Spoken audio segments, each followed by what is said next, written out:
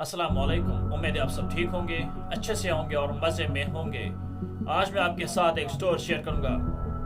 एक बार एक शहर में दो दोस्त रहते थे और कुछ पैसा इकट्ठा करने के लिए रोज समंदर के किनारे शंख पकड़ने के लिए जाते थे।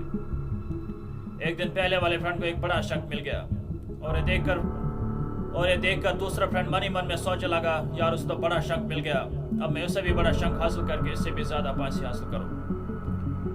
इसी बारी की चक्कर उसमें खूब ढूंढा, खूब मेहनत की, दोपहर से शाम, शाम से रात, लेकिन उसके हाथ कुछ नहीं लगा।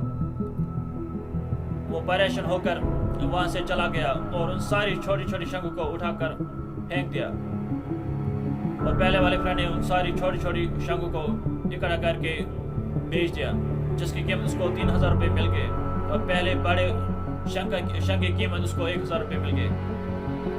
अब स्टोरी का मॉरल ये है, हम बड़ी के चक्कर में हम अक्सर छोटी छोटी चीज़ें इग्नोर करते हैं। हमें छोटी छोटी चीज़ों को इग्नोर नहीं करना चाहिए, क्योंकि ये जान लीजिए आप, यही छोटी छोटी चीज़ें हमारी ज़िंदगी में एक बड़ा उदाहरण पेश करते हैं। अब स्टोरी का मॉरल ये भी है, हमें सोचना पड़ना चाहिए, लेकिन उसके लिए वो सारी काम, छोटे छोटे काम करना चाहिए जो जिससे हमारी मंजिल हासिल हो।